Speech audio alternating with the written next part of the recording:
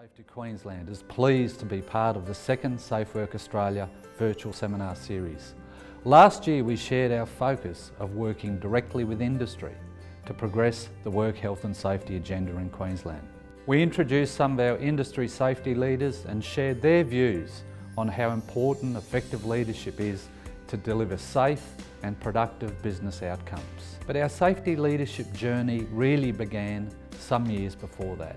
In 2009, we introduced the Zero Harm at Work Leadership Program, which focused on encouraging senior management to demonstrate their commitment to safety. More than 300 business leaders signed up to the program and signalled their support for creating safer and healthier workplaces. 6 years on, and following extensive consultation with industry, we've explored opportunities to build on the success of the program and further develop a strong safety culture in Queensland workplaces. We are going beyond our traditional networks and involving safety leaders from all levels of industry, not just senior management. We have changed the program name to reflect these changes and called it the Safety Leadership at Work program. Our overarching goals for the program are to build safety leadership capacity, improve safety culture, and as a result, reduce injuries and fatalities in Queensland workplaces. Our expanded focus is not only about developing safety leadership capacity, but about sharing and promoting the latest research and industry practices about workplace systems, processes and activities to sustain effective safety leadership practices and improve safety culture. We've established an expert reference group to guide the direction of the program. Members have been drawn from academia, industry and employee stakeholder groups, with each member bringing a unique contribution to the program. For many workplace leaders, the safety vision they are still working towards is focused on achieving an absence of injury. But there is so much more to be gained through creating a strong safety culture, including enhanced worker health and well-being and increased business success and productivity. To truly support a positive safety culture, leaders need to develop open communication, build trust and actively engage their workforce and supply chain partners. Workplace Health and Safety Queensland is actively involved in the response to the National Work Health and Safety Strategy through good work design, leadership and culture. Good work design is the elimination or minimisation of hazards and risks and optimisation of human performance, job satisfaction and productivity by considering all aspects of the work, the physical environment and people who do the work. Designing good work is closely linked with the actions required to demonstrate safety leadership. Learning from experts' evidence and experience. Actively involving those who do the work, including supply chains and networks. Engaging decision makers and leaders.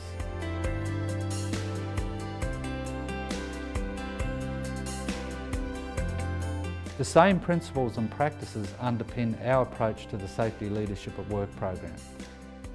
The program activities directly promote learning from research and industry leaders, actively involving those who do the work, and focuses on building the safety leadership capacity of decision makers and leaders. Join me now as we hear more about the approaches the program is taking to building safety leadership and culture practices, contributing to good work design outcomes, and ultimately reducing injuries and fatalities in Queensland workplaces.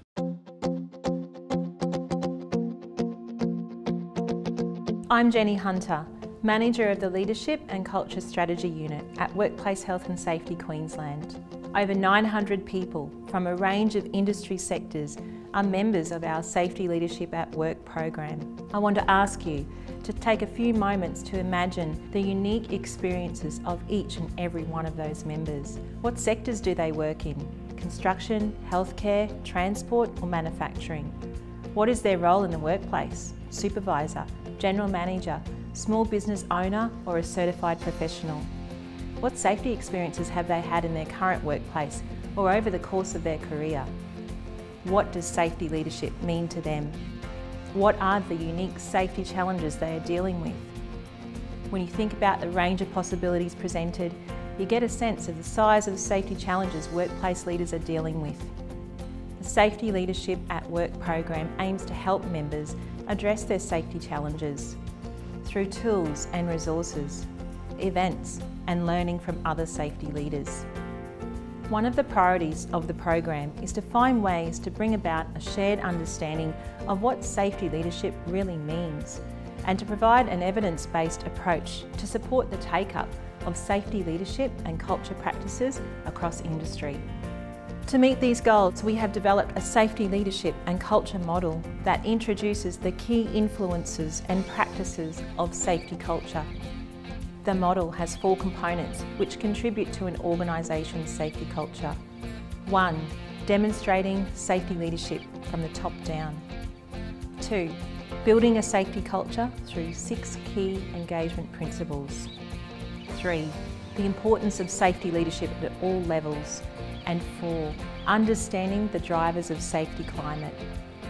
Let's start with the importance of senior management, valuing safety and setting a positive example. Through research and industry consultation, we have found that there are a range of ways to demonstrate safety leadership, including management commitment, having the right resources and capability to lead safety, valuing the input of workers, and the importance of leadership style, matching the situation and intended outcomes. Depending on an organisation's safety culture maturity, leadership capability and safety challenges, a number of different leadership practices may be effective. For example, senior managers may be more actively engaged in setting the safety agenda, providing the resources required to address safety problems, and communicating the priority of safety across the workforce and through the supply chain. Supervisors are more likely to be involved with day-to-day safety leadership through the provision of feedback to staff, problem solving and ensuring quality communication keeps workers informed of important safety matters. Although good safety leadership starts with senior management, building a positive safety culture needs the involvement of workers, supervisors and supply chain partners. Workplace leaders need to recognise the factors influencing safety behaviour, including values, beliefs and motivators. Good work design requires workers to be equipped with the safety knowledge they need to do their job. The levels of safety knowledge across the workforce will influence workers' abilities to comply with or participate in health and safety activities in the workplace. Safety leadership is important at every level of a business and across the supply chain if you want to create and sustain a positive safety culture. The Safety Leadership at Work program promotes stories from a broad range of safety leaders across a range of industries. The films and case studies showcase different leadership practices and behaviours that are effective across a range of leadership roles, from supervisors through to senior managers, CEOs and board members. The model recognises how the key drivers of safety climate can shape a safety culture over time. Safety climate is a measure of the perceptions and beliefs an individual has about the organisation's safety efforts. Key drivers of safety climate include the priority placed on safety within the overall business context, visibility of safety leadership, alignment of workplace practices to top management policy, and a shared perception that safe work is valued by the business. The model is a key foundation of the Safety Leadership at Work program and provides a roadmap for the development and delivery of program resources and activities, and it informs our approach to industry engagement. One of the first projects we have delivered to bring the model to life is a series of leadership films. The films feature senior business leaders speaking about their experience and insights of leading safety. I would like to share with you today 3 films and 3 different perspectives on how workplace leaders can design good work and influence their safety culture, not only in their own business, but across their supply chain and the broader community. In the first film, David Foote, CEO of Australian Country Choice, talks about leading the journey towards the goal of best practice with an honest account of some of the setbacks and challenges he has faced along the way. David understands the value of effective consultation and communication with workers and taking them with you on the safety leadership journey.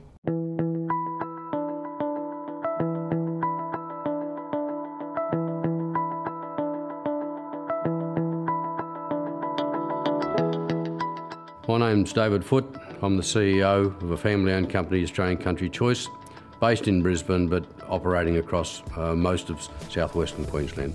And here in Brisbane we have a meat processing facility that does primary processing, value adding, retail packing, and we employ 1,220 Queenslanders. I come to this industry after a lifetime in agriculture, being a farmer, but having had a short break as an underground miner in the nickel operations of the deserts of Western Australia, which was both life-changing in both monetary rewards and life-changing in my attitude toward two important parts of life now, safety and work practices. Whilst I only spent 11 and a half months as an underground miner, I actually lost 5 co-workers. We're actually attending a funeral therefore every 2 months and chipping in out of our weekly wage to widows who are probably my age as well, 23 or 24, and probably a kid in the pram or a kid on the way. So it's taken probably 30 years though for that to sink in and work out that doesn't have to be the norm.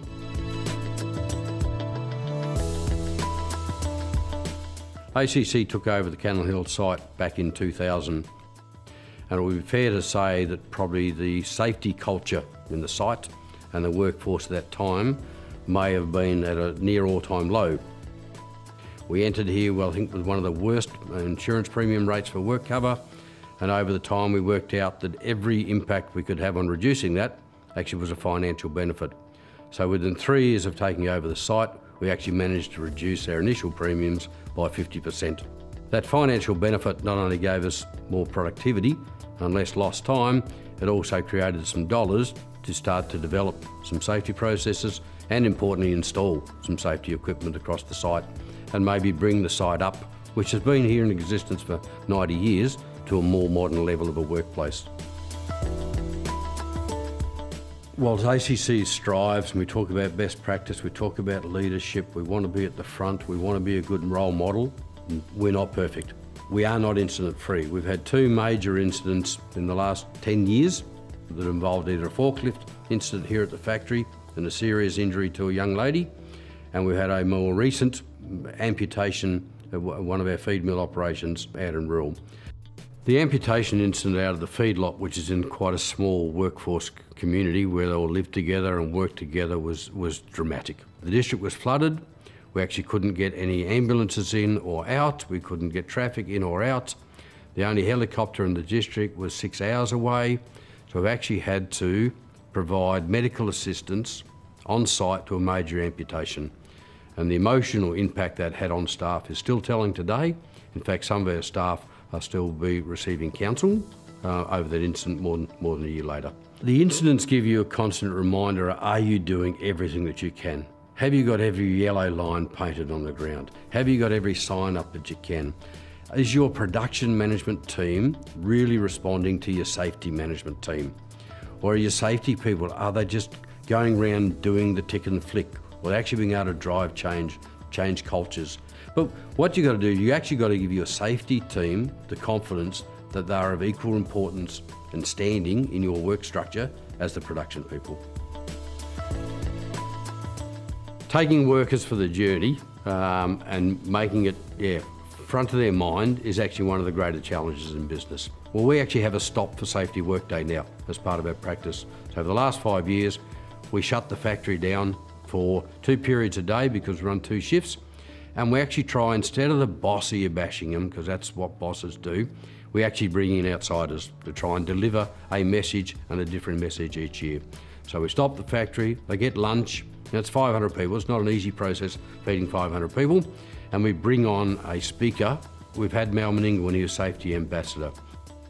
We're trying to use people other than the boss banging the table to get a message across that we actually care about you. And if we care about you, maybe you'd like to care about you a little bit more as well. The CEO in any organisation has to lead the safety challenge in their business. Otherwise, it's just lip service or people doing what they feel they have to do. If it doesn't come from the top, it'll take twice as long to get to the bottom. First thing is, don't give up. It's not easy. Don't do it because you have to, do it because you want to. But you aren't on your own. There's a whole group of businesses out there that are prepared to help and pitch in, so you're not on your own and it's worth doing. I'm pleased to introduce our next film featuring Mark Plummer, Senior Construction Manager for the Lend-Lease Sunshine Coast Public University Hospital. Mark has a simple formula for leading safety. Be clear about direction and expectations, use simple messages, and value the input of your subcontractors.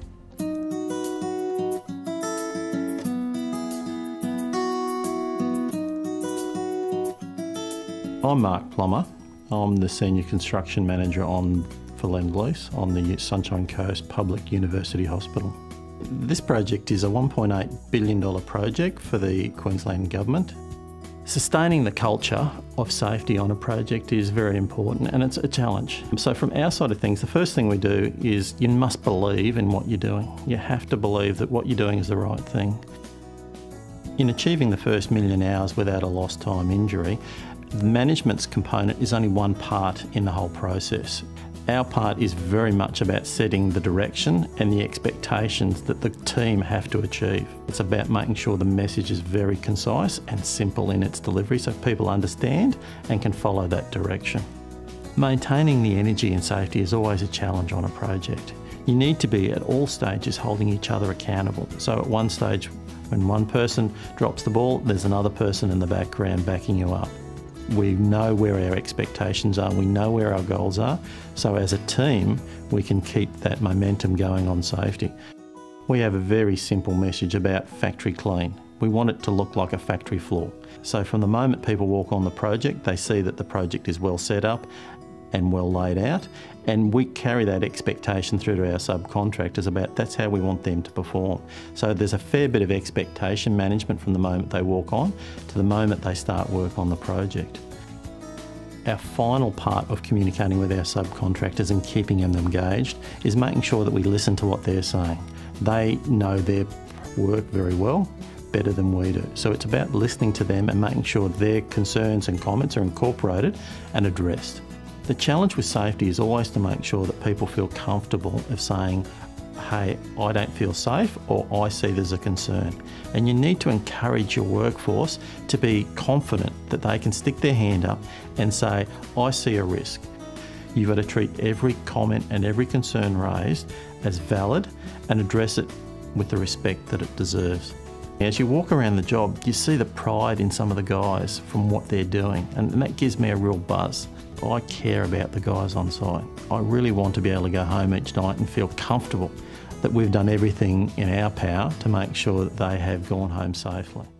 Our third film, featuring Greg Smith, General Manager from Toll NQX, introduces the idea that leading a safe business goes beyond the boundaries of the traditional operating environment.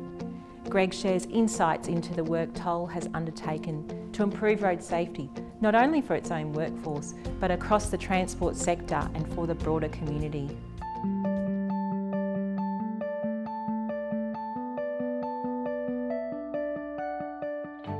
My name is Greg Smith. I'm the General Manager for Toll NQX. I've been with the business about 16 years now, and in my current role for about 13. I joined the industry over 30 years ago, and I began as a truck driver. I've driven trucks, I've been on forklifts, so I've got a good understanding and a very, very healthy respect for the sorts of hazards that our employees face on a day-to-day basis. We are primarily a road transport company, but we also have significant services and a coastal shipping service. Two of Toll NQX's core beliefs are, firstly, that everybody has the right to go home safely, and secondly, that every incident is preventable. For us to live that belief, it's not just about our own employees or the people that our employees engage with. The fact is that we go to all sorts of customer sites, all sorts of other transport companies. Our people are interacting with other people all the time, other businesses, and for us to enact our commitment that everyone has the right to go home safely, we have to try and make sure that everywhere that we go is at the highest possible standard from a safety perspective. Part of what drives my actions and my belief in the need for a safe working environment is that quite some years ago, one of my workmates was killed in a workplace incident, and I knew all of the people who were involved at the time. I saw the damage that was done to the customer's business and the people who were involved in there, the damage that was done to the business that I was working for, where my friend was working. It had a huge impact on myself and my family. It's extreme, but that very much drives my belief and my behaviour. We started the journey trying to develop processes and procedures and to get people to follow processes and procedures, and we were successful to a point, but we didn't really get to where we believed we wanted to go. We weren't really impacting culture. What we learned is that we needed to change our approach and actually make it very, very personal. The biggest single change to our safety culture was when we made it personal and people started to understand that if I take risks at work, I'm going to risk everything that's important to me. Our senior management team are heavily engaged in safety, and one of the things that we've begun quite recently is that each senior manager has taken on board a couple of branches. We actually now have a weekly hookup with that branch to review the incidents in the branch, understand what initiatives are in place, and just offer them support in the safety journey. What we're trying to do there is we're trying to show leadership from that senior management team, but also a level of interest and engagement that can keep the message fresh. Our senior management staff, in fact all of our management staff, are empowered to intervene at any time when they see something that's unsafe or could develop into an unsafe position. At Toll, we believe we have a leadership role in the transport industry, and we take that very seriously. Recently we had the safety showcase here at our Brisbane site. We were involved in the first one of those at the Port of Brisbane, and it was a really good event, and what we saw, there was a lot of things that were coming from other businesses, and we were able to contribute significantly as well. So the opportunity to have that here on our site and have a lot of our people interact with it was just one we couldn't miss out on. So it was about a sharing of learned experiences, and we thought that was very much of value. Another area where we believe we can take a leadership role is that we have spent some years looking at camera technology to try and understand what's happening with our vehicles on the road. We've had a lot of our competitors come to us and actually ask us, can you give us some information on the cameras, how they work, what your experiences are. We are happy to share that and have done on many occasions. And it's not about proprietary information, it's actually much more about trying to make sure that the roads are safer for everybody. I'm particularly pleased with what we've achieved at Toll NQX. We have actually changed the culture. People are genuinely interested in coming to work and working safely for themselves, for their workmates, for their family. You have a more connected workforce, a more consistent workforce. Your people realise that you are genuinely interested in their well-being. So the commitment from the people has allowed us to continue to progress our safety culture, which needs to continue to evolve. There is no end game. It must stay alive and it must continue to evolve. The reality is, the size of the safety leadership challenge facing Australian workplaces requires more than a new leadership slogan, a speech or a film, if we are to achieve real change. True cultural change will take more than the commitment of senior executives driving the safety culture of an organisation. To achieve lasting change, leaders at every level of industry, from supervisors to managers, must take an active role in creating good work for those they are responsible for and be capable and confident of their ability to lead safety and engage with their workforce and supply chain partners.